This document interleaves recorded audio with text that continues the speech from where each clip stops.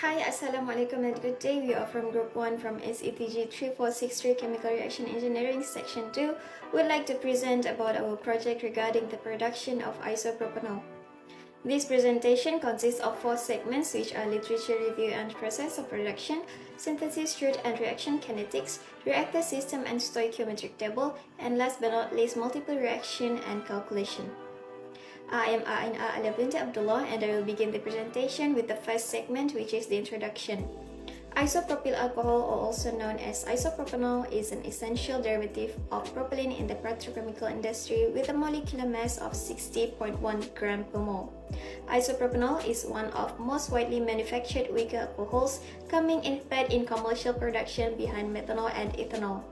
Among several other things, isopropanol is being used as a chemical intermediary for as well as serve as solvent, dehydrator, disinfectant, and a basis for the production of acetone as well as other chemicals. One of the methods of producing isopropanol is by direct hydration of propylene. It is the ideal method for producing IPA since it eliminates some corrosion and environmental issues associated with other method procedures. It is conducted in the presence of catalyst according to reversible equation of propylene reacted with water that produce isopropanol. The reaction is exothermic with the heat of reaction computed from existing thermochemical data of roughly 12 kcal per mole in the vapor state across a temperature range of 400 Kelvin to 600 Kelvin. Based on the reaction mentioned, the major byproducts that will be produced are diisopropyl ether and propanol and propylene oligomers. Then also by using this method, isopropanol has a selectivity of 99% or higher, and 80% of the separated liquid is alcohol, resulting in a high concentration. Aside from direct hydration of propylene, catalytic hydrogenation of acetone also is one of ways to produce isopropanol. It is a critical step in the catalytic method for the preparation of fine compounds. It also has vital uses in heating systems, fuel cells, and meeting the large need for 2-propanol synthesis. It is generally referred to as fuel processing, and it frequently uses either hydrocarbons such as methane, ethane, propane or LPG, or liquid higher hydrocarbons or alcohols, but in general, any hydrocarbon containing such as dimethyl ether, ammonia is employed. In business and academia, hydrogenation of acetone to isopropanol is recognized as an important chemical product because it has several uses in heat pumps and fuel cells for hydrogen storage. As high-purity isopropanol get lots of beneficial, there is still a need for a technique of creating beta-purity isopropanol by acetone hydrogenation. Hello there, I am Danial Haiqal, and I'll be explaining about the synthesis reaction and reaction kinetics. Isopropyl alcohol can be acquired through 3 different techniques, which are indirect hydration, direct hydration of propylene, and catalytic hydrogenation.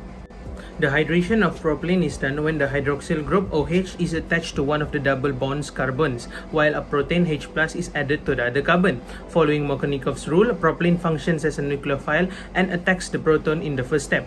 A H2O molecule links to the other more strongly substituted carbon in the second step. A second water molecule arrives and takes the additional proton. The acid protonates the propylene in the direct procedure, and water combines with the incipient carbocation to produce the alcohol. Hydrogenation, in the other hand, is a chemical process that occurs when molecular hydrogen H2 reacts with another substance or element in the presence of a catalyst. Hydrogenation is the process of adding 2 hydrogen atoms to a molecule, most often an alkene. The reaction requires catalysts to be usable. Non-catalytic hydrogenation only occurs at extremely high temperatures. Hydrogenation breaks down hydrocarbons, double and triple bonds. So here is all the reactions that occur during the production of both hydration of propylene and hydrogenation of acetone. For the unwanteds, for both reactions are hexanol for hydration and propene for hydrogenation.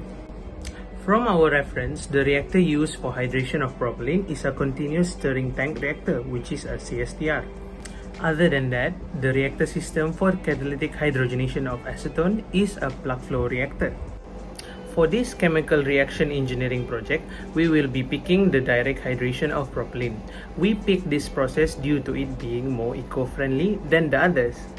Based on our reference, Yasuharu, the reaction between dissolved propylene and water in an aqueous solution occurs during the hydration of propylene with the Tokuyama catalyst system. The reaction step controls the pace of hydration as long as equilibrium is maintained in the distribution of propylene between the vapor and liquid phases. Tokuyama Soda had also initiated an active catalyst that was suitable for both vapor and liquid phases. The figure shows the example of results of hydration of propylene with the zirconium tungstate catalyst in both vapor and liquid phases respectively. Other than that, the experiment is carried out at 3 different temperatures, especially in liquid phase 240, 255, 260 Celsius with pressure range of 140 to 250 atmospheric. Based on this, we can get equation 3.1. From that, we can also get equation 3.2 from adding a linearized equation. Since all reactions are assumed as elementary reactions, the rate constant for a reversible reaction is equal to the reversible reaction. The rate constant of equation is equation 3.3. Based on this, we can actually get equation 3.5. We would assume K is equals to Kc. The table below shows the rate constant of K and the logarithm of K at different temperatures, at which the rate constant is calculated by K equals to Kc, where Kc can be calculated by using equation 3.5. Hi, I am AMIRA and I will proceed with chapter 3 and 4, which is reactor system and stoichiometric table. For this project, we were to produce total of 10 MTA of isopropanol, and it leads us to choose plug flow reactor as it is suitable for the production of 10 MTA of isopropanol. Based on the Tokuyama direct hydration process, in which they use the catalyst system, it stated that this process is known to be a continuous process. Therefore, it is applicable to use the plug flow reactor or PFR. PFR is often used when large-scale manufacturing, quick reaction, homogeneous or heterogeneous reactions, and continuous productions are required. This reactor has the advantages of high conversion per unit volume, cheap operating cost, continuous operation, and efficient heat transfer. PFR is an idealized flow reactor in which all of the reaction mixture move at the same speed along the flow direction, and there is no mixing of backflow. The content of the PFR flow from inlet to output like plugs. Furthermore, the reaction mixture is well mixed within each 18 plug or on the cross-section plane of the PFR, just as it is in the batch reactor. Plug flow reactors are unique in that they can be operated in parallel or in series and still convert the same amount of material if the space-time is kept constant. Moving on to the next chapter, stoichiometric table. So this is the stoichiometric table for our project, where as stated earlier on the synthesis rate topics, the reaction of the desired product involved is propylene plus water, then will produce isopropanol, which this reaction is reversible. We label them with symbols to make it easier on the calculation side, where propylene as A, water as B, and isopropanol is C. Next is the initial, where it is only for the reactant as it is actually the feed rate to the reactor. The initial for propylene is described as FA0, which is equal to 1. And for water, we use theta B, FA0, where theta B we can get by dividing YB0 to YA0, 0.8 divided by 0.2, and we will get 4 for the water's initial. Next is the change. For propylene and water, it has the same value, which is negative x, that we get denoted by negative FA0x, where as mentioned earlier, the FA0 is 1 because they are all equivalent in moles, while the change for isopropanol is positive x due to its position as a product. Lastly, we have the remaining. For propylene, we have Fa equals to 1 minus x, for water we have Fb equals to 4 minus x, and isopropanol is x. The selectivity mentioned here were the one we got from our literature review, and the reaction constant at T equals to 255 degrees Celsius, we get 0.06194, based on the formula we retrieved from the same source in literature review. That's all for this chapter, passing down to our next member. Hi, my name is Sri, son of NAGENDRA, and I'm going to explain about multiple reactions and the calculation for this reactor design. So for the multiple reaction, we have two reactions, which is the main reaction and the byproduct reaction. For main reaction, we have the propylene react with water and produce isopropanol. So here propylene is symbolized as A, water is symbolized as B, and the isopropanol was symbolized as C. We have found the rate law, which is equal to rate constant times by the concentration of A times by the concentration of B. So next, for the major byproduct reaction, we have propylene react with the water produce diisopropyl ether. So same, we have found the rate law same as the main reaction, which is equal to rate law is equal to times by the rate constant times by the concentration of D times by the concentration of E. Next, for the calculation, we have the volume of PFR reactor to produce 10 metric ton per annum isopropanol need to be calculated. So the initial feed ratio of water to propylene was 4 to 1. So case 1 was the isothermal and isomeric. So yeah, the parameters for the calculation for the reactor. So the temperature was at 255 degrees Celsius, pressure at 250 atmospheric pressure. The composition of propylene was 0.2 and the composition of water was 0.8. The K, the rate constant at 255 degrees Celsius was 0.06194. The conversion was 0.7. Next, we have to find the volume of the PFR. So to find the volume of PFR, we need the initial flow rate by finding from the 10 metric ton per annum, which we got 37.1357 mole per hour is the initial flow rate, and we can assume that propylene is entered as colorless gas in the reaction. So concentration of the initial for the proper propylene was found, and which is 1.155 mole per dm3. Next, since we learned in chapter 4, we can find the volume by combining the mole balance rate law and stoichiometry, and we find the volume of the PFR, which is equal to 110.83 decimeter cubic. Next, for non-isomeric is the second case. The pressure drop does not affect the reaction because the liquids were virtually incompressible, and therefore the concentration does not change the pressure. So even if it happens, we can assume that the pressure drop might be from 5 to 10 atmospheric pressure. So here we can find the volume by adding the Y, which is the P, the pressure drop divided by the initial pressure, into the stoichiometry, the concentration, and we can combine all of them and found the volume, which is 120.26 decimeter cubic. Next, for the selectivity.